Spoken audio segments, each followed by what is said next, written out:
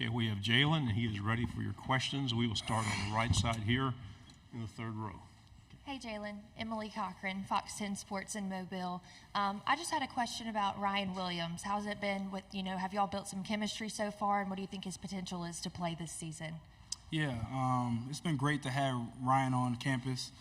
He was a guy that came in the summertime, so for me, it's all about building chemistry and getting to know my teammates. That's been big this offseason, getting to know my teammates. And that's one guy that I try to get to know, Ryan. Doing a really good job just trying to master the system, master the game plan, master us as a group because it's new. I was a guy that came in and it was all about finding your place and also trying to get better, but also meeting new guys. And so that's a guy that I try to build a relationship with. But with our reps that we have together, he's doing a really good job building, getting better, and he's a guy that's likable around the whole campus and all the coaching staff, and it's a guy that's a key resource for Alabama. We'll stay on the same row on the end.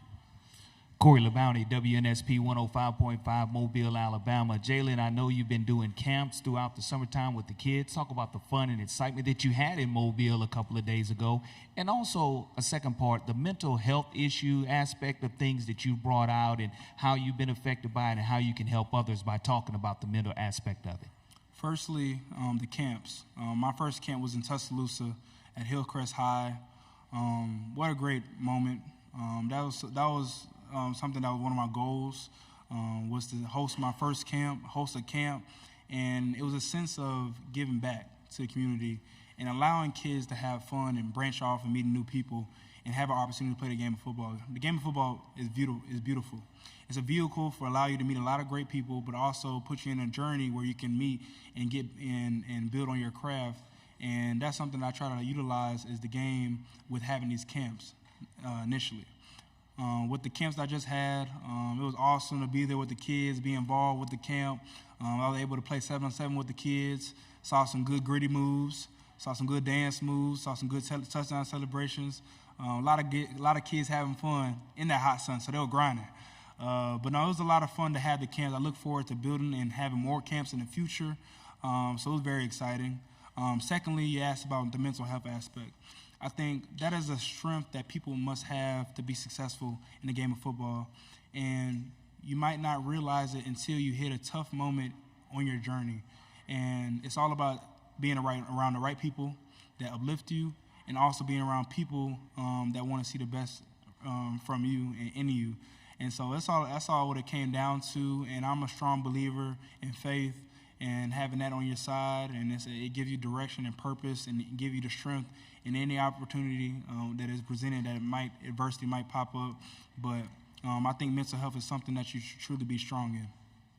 Front row, and then pass it over your shoulder. Hey, Jalen, Jacques Doucet, WAP in Baton Rouge. A two-part question for you. Going into last year's LSU game, you didn't have a whole lot of yardage rushing, and you took over that game as a runner. What transpired in that game? And then second, your thoughts on going to Tiger Stadium and what you've seen and heard about that this year. Yeah, I think one thing that Coach Saban said to me and it set home for me was being a point guard with the football, whether it's distributing the ball to our playmakers, whether using your legs, put the ball in place so our offense can be successful, but also doing things that's all a part of the game plan. Of course, you try to master the game plan throughout the week and look at some tendencies, weaknesses from an opposing opponent. And when it came to that week, it was all about attacking the game plan and trying to do what was best for our offense, whether it was my arm, whether it was my legs.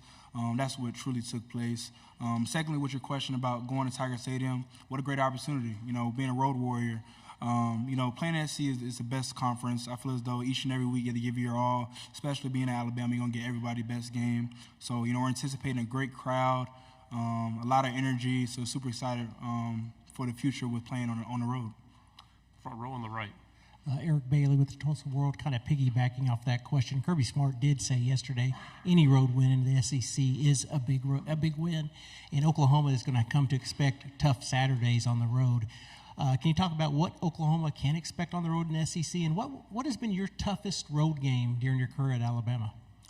First question, I've had a great experience playing in the SEC with just seeing all the enthusiasm, all the energy, all the tough games that's placed in the SEC with all the competition. So I've seen a lot, with my time being in college.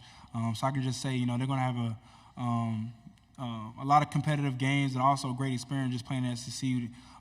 But number one, the resources that's provided with being a student athlete and being a student at an SEC school, just a lot is poured into the universities. So that's what a great opportunity with that being in the SEC. So super happy for them for them to have that experience.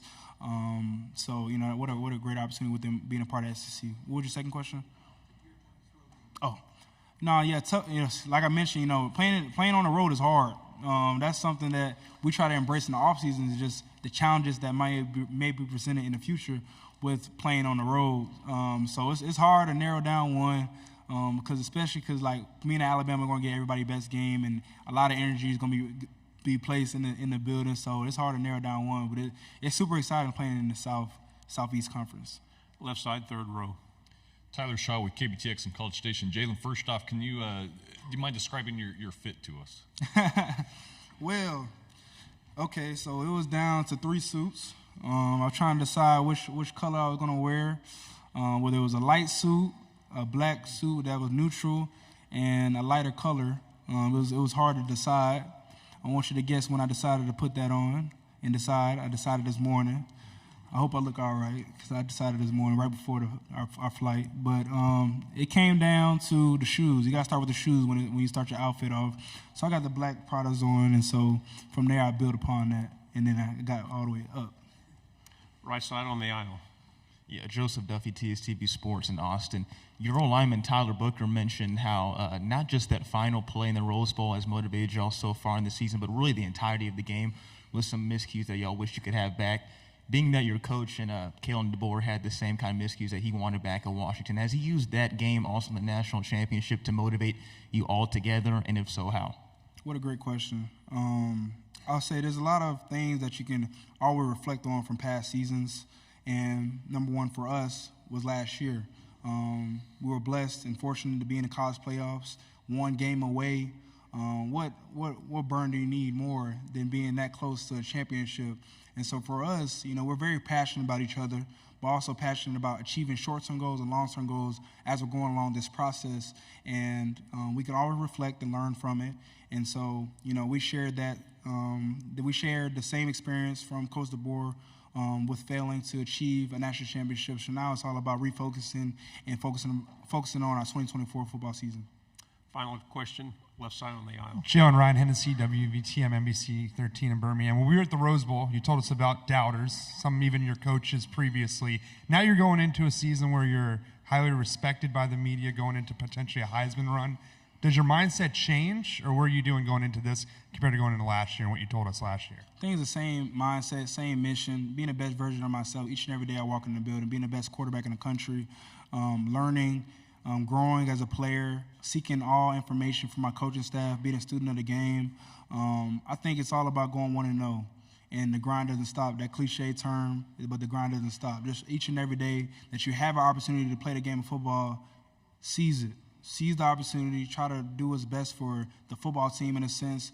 And so I say, for me and my development, and it's all about getting better and just leaning on my brothers, because it's going to be a chance where we play a game one, and it's all about attacking the task at hand, which is being the best version of myself, entering the building and having a rep each and every day that I have on the practice field.